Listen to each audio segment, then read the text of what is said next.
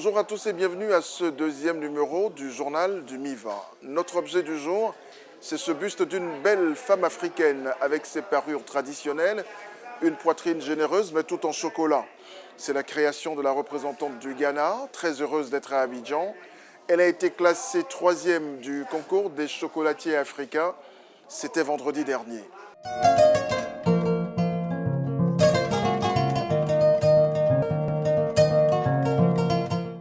Depuis vendredi dernier, la deuxième édition du MIVA a été lancée avec un concours de chocolatiers africains. Sous tous les cieux, on sait que les chocolatiers sont aussi des artisans et ils nous ont prouvé qu'ils sont bien capables de nous procurer à la fois une jouissive saveur chocolatée et en même temps faire du chocolat une œuvre d'art. 5 pays prenaient part à ce concours, l'Égypte, le Cameroun, le Ghana, le Burkina Faso et la Côte d'Ivoire. Nos chocolatiers avaient 5 heures pour prouver aux membres du jury de quoi ils étaient capables. Au final, c'est le Burkinabé André Bayala qui a remporté ce concours. Pourquoi a-t-il choisi le thème de l'émergence pour sa création? Voici sa réponse. Il est au micro de Landry Flan. Je suis très content d'avoir remporté ce prix. Cette œuvre d'art, quand j'étais en train de faire la maquette, j'ai pensé d'abord à la lumière. À la lumière, c'est une flamme d'abord, et j'ai mis la carte d'Afrique en bas. Juste pour dire quoi, l'Afrique va éclairer le monde, du moins l'Afrique éclaire le monde en chocolat. On sait depuis hier que l'heureux vainqueur bénéficie d'une prime de 5 millions de francs CFA. L'Égypte s'est ici à la 2e place de ce concours. La 3e place est revenue au Ghana, comme je vous le disais tantôt. Pour le président du concours, qui est aussi le président des pâtissiers chocolatiers de Côte d'Ivoire, c'est bien que l'Afrique prouve aussi au monde qu'elle est capable de produire du bon chocolat. Nous sommes en face d'une réalité. Le cacao tire son essence en Côte d'Ivoire.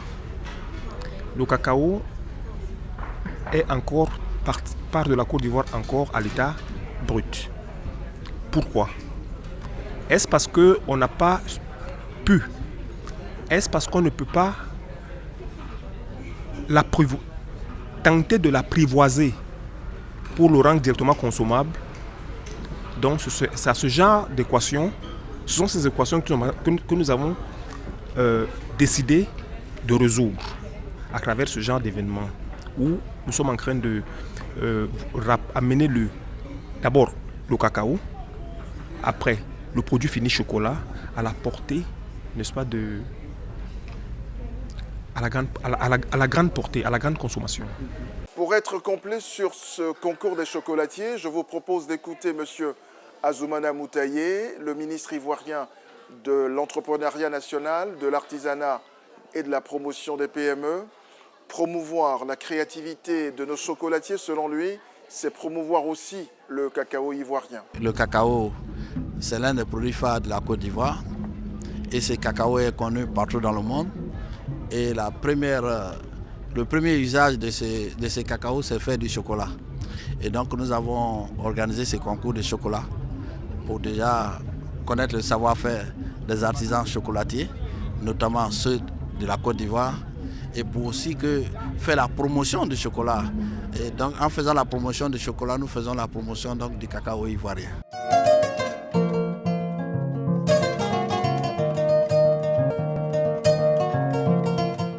Notre invitée du jour, Madame Aïssata Doucouré, directrice générale de l'artisanat et commissaire générale de ce MIVA. Avec elle, nous évoquons l'esprit du MIVA qu'elle a contribué à faire naître il y a de cela 2 ans et nous parlerons également de l'organisation pratique de cette 2e édition. Bonjour à tous. Mon invitée, c'est Madame la directrice générale de l'artisanat et en même temps commissaire générale du MIVA. Le MIVA, c'est le marché ivoirien de l'artisanat. Madame, bonjour. Bonjour, monsieur. Je suis particulièrement heureux de vous recevoir parce que je sais que le MIVA, c'est votre dernier bébé. C'est bien ça. Alors, le MIVA a 2 éditions. Quel bilan en faites-vous déjà? En tout cas, je vous remercie de cette question qui est très importante pour moi. Parce que franchement, le MIVA, on a commencé depuis 2014, plus précisément en avril 2014, avec la première édition. Il faut reconnaître qu'on s'est jeté à l'eau. On ne pensait pas pouvoir réussir depuis la première édition, mais on a fait ce qu'on peut faire. Mais aujourd'hui, on se rend compte que c'est une manifestation de promotion de l'artisanat qui prend de plus en plus de l'ampleur. C'est vrai que nous, on a donné un cachet spécial, mais cette année, il y a un autre cachet spécial parce que le gouvernement a autorisé en 2014. Cette année, l'a autorisé également. Et cette année, Madame la Première Dame de la ville de Côte d'Ivoire Et ça, c'est beaucoup. nous a fait l'honneur d'assumer le haut patron de cette manifestation promotionnelle. Alors, on ne peut pas demander mieux que ça. Très bien. Ça nous a donné une certaine impulsion et voilà les résultats que nous avons obtenus. Et nous osons espérer que le gouvernement nous fera encore confiance pour qu'on puisse continuer dans les prochaines éditions. Et surtout, vous donnera encore plus de moyens. Plus de moyens parce que c'est le lieu de remercier Madame la Première Dame qui a fait annoncer par sa représentante cet après-midi à l'ouverture officielle qu'elle souhaiterait que le MIVA soit institutionnalisé et que le MIVA soit réalisé tous les 2 ans dans les années impaires. Ce qui revient à dire qu'on se prépare là encore cette année pour qu'en 2017, on puisse faire encore le MIVA. Ensuite en 2019, en 2021, ainsi de suite, Inch'Allah. Très bien. Alors, j'imagine que vous avez poussé un ouf de soulagement à l'ouverture officielle de cette 2e édition du MIVA. Le stress est un peu passé maintenant. Mais ce n'est pas fini. Pas du tout. Effectivement, bon, les activités ont quand même débuté depuis le vendredi 17 avec la première activité qui concerne le chocolat. Oui. Et avant cela, on avait commencé déjà à installer les artisans qui sont venus de toutes les régions, non seulement de Côte d'Ivoire, mais également d'Afrique et hors d'Afrique même, et que nous avons commencé à installer. Nous continuons cela. C'est vrai qu'il y avait un petit remontée de stress, mais tout est rabaissé parce que finalement, les gens ont compris le message que nous avons voulu faire passer et que Madame la Première Dame aussi nous a soutenus en souhaitant cette institution du MIVA. Alors, la grande nouveauté aussi, c'est que le pays invité, c'est le Maroc. Tout à fait. Et le Maroc qui a eu une longue tradition d'activité artisanale. Alors, pourquoi le Maroc? Oui, bon, c'est l'occasion quand même de remercier le Royaume du Maroc. Il faut reconnaître que depuis la mi de l'année dernière, nous avons commencé la coopération avec le Maroc, qui nous a permis de comprendre beaucoup de choses en matière d'organisation et de promotion de l'artisanat dans beaucoup de domaines. C'est lieu également de remercier le Centre islamique de développement du commerce, CIDC, qui est à Casablanca, qui nous a montré également beaucoup de chemins en matière d'organisation. Le Maroc, c'est une référence en matière de promotion de l'artisanat. Je voudrais dire que d'abord, l'institution Maison Artisan du Maroc a été officialisée depuis 1957. Depuis 1957, la Maison Artisan s'occupe de la promotion de l'artisanat au Maroc. Et encore plus, c'est au haut niveau, à un niveau tel qu'ils ont toute l'expérience en la matière. En plus, ils ont le financement qu'il faut leur accéder. Parce qu'il y a une ponction sur les exportations et les importations qui financent les activités de l'artisanat du Maroc. Et j'imagine que ça vous donne des idées aussi. Oui, bien sûr. On va voir ça au fil des ans, puisque nous, on est qu'à la 2e édition. Tout à fait. Alors, au fur et à mesure, on pourra penser à autre chose. Alors, Madame la directrice générale, qu'est-ce qui fait aujourd'hui la différence entre le MIVA, votre bébé, et les autres rendez-vous artisanaux qu'on a sur le continent et un peu partout ailleurs? Alors, je voudrais dire exactement ceci. Le MIVA est spécifique. Vous savez que notre chef de l'État, le président de la République, Alassane Ouattara, a mis l'accent particulier, un accent particulier sur l'excellence. Excellence, voilà. Et nous en avons profité pour donner cette dimension d'excellence au MIVA. Ça veut dire quoi? Le MIVA a 2 dimensions.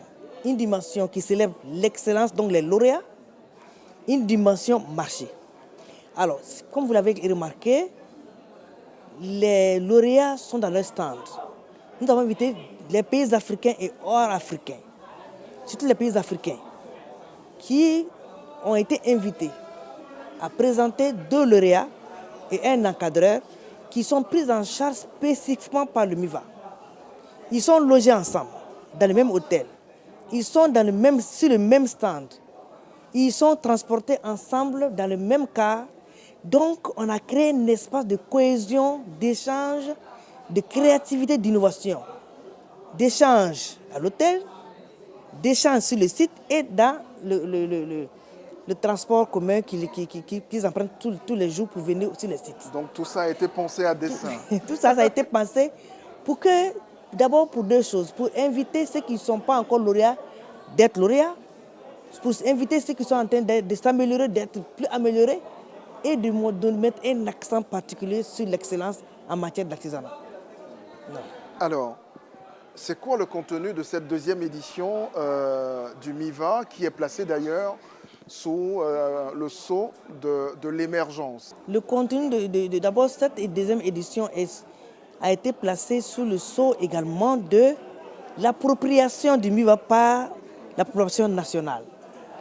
Alors, ce qui nous a donné l'occasion de faire la promotion à l'intérieur du pays. Avec toutes les régions que nous avons visitées, on a mis en place 6 axes de promotion à l'intérieur du pays. Ensuite, on est parti à l'extérieur du pays. Ce qui fait qu'aujourd'hui, nous avons beaucoup de pays qui sont là on a au moins 25 pays qui sont là. Tous les pays de la CEDEAO, les pays hors CEDEAO et certaines communautés économiques régionales qui sont là aujourd'hui. Des institutions qui sont là avec nous également. Ça veut dire quoi? Ça veut dire que la dimension que nous voulons donner au MIVA est en train de prendre de plus en plus corps. Cette année, il y a 2 événements majeurs. Le premier événement, c'est le deuxième concours du chocolat. C'était le chocolat. Le chocolat, qui s'est passé le 17. Ensuite, le premier, c'est le concours de la région phare de Côte d'Ivoire. Nous avons voulu que toutes les régions de Côte d'Ivoire puissent s'approprier le MIVA. En ce moment, qui présentent les artisans de leur région, les soutiennent et fassent la promotion de leurs artisans, non seulement au MIVA, mais après le MIVA. Parce que lorsque nous allons faire le concours, il y a des critères qui sont déjà définis. Et ces critères vont permettre de faire sélectionner une seule région. Ensuite, les artisans de cette région seront promus par le MIVA au cours de toutes les organisations de promotion que nous allons mettre en place. Ces artisans seront invités pour prendre part non seulement au plan national, mais au plan international. C'est pour les encourager à faire la promotion des artisans, de toutes les activités socio-économiques de leur région. Donc le MIVA, c'est également ça, pour que toutes les régions puissent être présentes au MIVA avec comme point principal le soutien à leurs artisans. Alors, Madame la directrice, tout à l'heure, vous parliez d'échanges entre les participants, mais il y a également un autre volet qu'on a découvert sur le MIVA, c'est le volet formation des artisans. Tout à fait. Parce que ça, je me rappelle depuis 2014 déjà, c'était l'une de vos préoccupations, la formation, la qualification de nos artisans. Alors sur ce MIVA, ça se passe comment? Et on a 2 ateliers de formation. Il y a les panels, puis il y a les ateliers. On a fait venir certains spécialistes dans certaines matières, parce que c'est une affaire qui n'est pas très facile. Par exemple, nous avons en Côte d'Ivoire un problème sur la qualité de nos pains tissés. Il y a certaines couleurs qui ne tiennent pas. Alors donc nous avons invité un artisan, un professionnel en matière de peinture, de teinture, pour montrer aux artisans comment fixer la couleur et comment est-ce qu'il faut entretenir la couleur. Ça, c'est le premier atelier de formation. Le second atelier de formation concerne la coiffure et l'esthétique. Donc, on a invité également un groupe d'Europe qui est là, qui a commencé déjà la formation sur les cheveux, le cuir chevelu, l'esthétique en général, comment entretenir les cheveux et dans quelle mesure il faut travailler les cheveux africains pour ne pas qu'ils s'abîment le plus rapidement possible. Donc voilà, on a 2 activités phares en matière de formation. Nous pensons qu'au fur et à mesure, nous allons mettre l'accent sur cette partie qui intéresse effectivement non seulement les artisans, mais la population tout entière. Maintenant, il y a une autre bataille que vous devriez gagner, c'est la bataille de la popularisation même de l'événement. C'est la bataille de la mobilisation du public. Et là, pour l'instant, le MIVA traîne un peu le pas. Tout à fait. C'est vrai qu'il y a beaucoup de monde. On est aujourd'hui à près de 21 à 25 pays qui ont participé, qui sont là. près de 600 à 650 exposants, mais la population ne s'est pas encore approprié cette... il faut dire que c'est une culture en fait, c'est une culture... Il faudrait peut-être pas... c'est avec le temps, moi je dis avec le temps, sinon les spots passent à la télévision, avec Martin Bonnet on est là, on est sur beaucoup d'antennes, mais les gens ne parviennent pas à venir, il faut faire d'autres mobilisations que nous allons prospecter. Est-ce que la période aussi, ce ne serait pas à revoir? Tout à fait, on va revoir la période parce que cette fois-ci, il y avait d'abord la fête de Tabaski qui a précédé. Ensuite, il y a la rentrée scolaire. Tous ces éléments font que les gens traînent un peu le pas. Mais je pense et puis on n'est pas encore à la fin du mois. Mais je pense que tous ces éléments l'un à l'autre seront corrigés au cours des prochaines éditions pour qu'on puisse avoir une influence voulue et faire beaucoup d'affaires au sein de MIVA. Je vous remercie et bon courage encore. Merci beaucoup, monsieur. Merci, à très bientôt. Merci.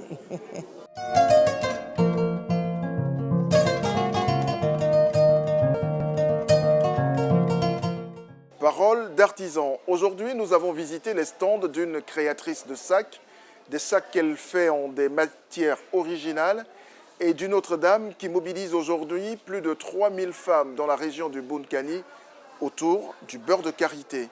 Voici leurs propos recueillis par Joseph Zécré et rassemblés par Landry Flan. Je suis venue faire la promotion des produits locaux de ma région, la région du Bounkani, au nord-est de la Côte d'Ivoire. C'est une région qui regorge beaucoup de richesses, beaucoup de produits agricoles. Et là, le produit phare de cette région, c'est le beurre de karité. Et il fallait faire connaître ce produit-là, que le monde entier sache qu'il y a du beurre de karité de qualité dans cette région. Avant de valoriser ces produits, j'ai bien voulu regrouper les femmes de ma région. Donc nous sommes en société coopérative. Nous sommes la société coopérative des productrices du karité et autres produits de la région du Bounkani. Aujourd'hui, nous continuons de nous battre, comme je l'ai dit, grâce à Maman Alimata. C'est parce que nous sommes bien structurés que nous sommes là aujourd'hui. Donc notre objectif, c'est de vraiment, nous avons une vision où nous voulons vraiment exporter nos produits, faire connaître nos produits à l'extérieur. Parce que si les produits de l'extérieur viennent dans notre pays, pourquoi aussi eux ne peuvent pas utiliser nos produits? D'autant qu'ils reconnaissent que les produits africains sont bons. C'est tellement... c'est bio. Voilà. Mais pourquoi ils ne peuvent pas consommer? Donc c'est à nous de nous battre pour valoriser nos produits à l'extérieur. Donc ça fait partie de notre challenge, notre pari que nous voulons voilà, réussir vraiment réussir ce pari-là. Bonjour, c'est Liliane de LE Création. Donc nous sommes au MIVA et je souhaiterais vous présenter les différents articles que j'ai, on va dire. Voilà. Donc vous avez ces trousses-là qui sont en jute, qui est ma nouvelle collection, qui est personnalisable, c'est-à-dire vous pouvez m'apporter votre texte et puis on peut l'inscrire dessus. C'est fait en jute, c'est une matière, vous devez connaître, c'est la toile de jute. C'est la toile qu'on utilise pour emballer le café et le cacao. Voilà. Donc vous avez le même principe, mais ça c'est des sacs en toile de jute aussi, qui sont à l'intérieur doublés en pagne. Vous avez une petite poche avec comme ça, très sympa, qui plaît beaucoup, qu'on peut utiliser tous les jours pour la plage, pour aller bosser. C'est un sac très design, très coloré. J'ai mis produits de Côte d'Ivoire pour valoriser la Côte d'Ivoire et dire que ça vient de Côte d'Ivoire et que c'est fabriqué en Côte d'Ivoire. Voilà. Pareil aussi, vous avez les sacs en jean et pagne. Ça aussi, c'est du recyclage. C'est des pantalons jeans que j'achète, que je fais en sac. Donc vous reconnaissez une poche arrière d'un pantalon. Voilà, et j'associe avec du pagne. Je travaille aussi le cuir.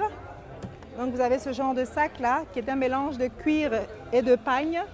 Pareil, qui sont jolis. Bon, c'est pour avoir une autre cible aussi. Comme ça, c'est plutôt plage et ça, c'est plutôt chic pour aller bosser. Donc c'est un peu ça. J'ai aussi des petites pochettes en tout paille. Comme ça. Voilà. Ça aussi, c'est une autre matière, c'est le raffia que je travaille aussi, pareil. Donc l'intérieur est doublé en jean. C'est vrai que ma spécialité, c'est plutôt sac et accessoires. Et là, les vêtements, c'est vraiment une touche pour avoir... On peut harmoniser. Vous avez, par exemple, je propose aux clientes, quand je leur vends un sac, je leur dis, vous avez la tenue qui va avec. Bon, ça fait un plus, quoi. Voilà.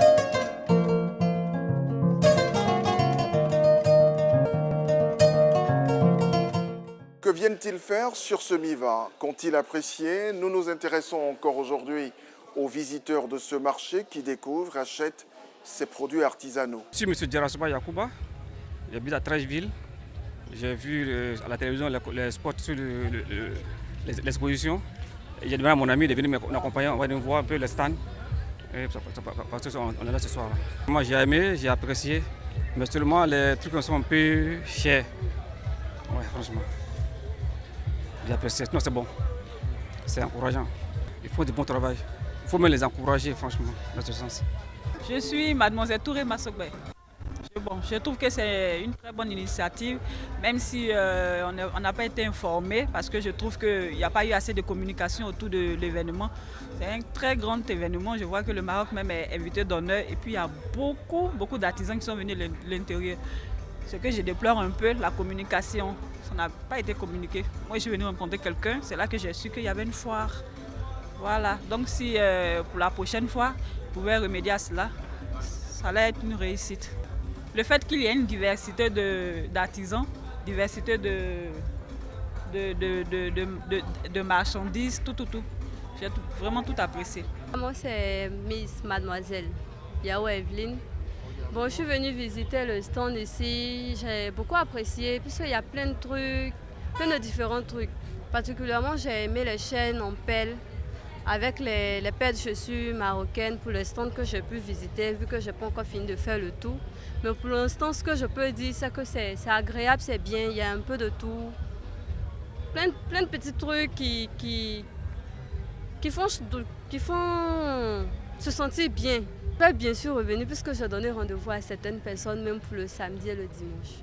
C'est la fin de ce journal du MIVA et n'oubliez surtout pas de partager le lien qui s'affiche sur votre écran. Ce serait déjà une belle façon de soutenir la créativité de nos chers artisans. Demain, mon invité sera M. Kaba Diakité, le directeur national de l'Office guinéen de la promotion de l'artisanat. À demain.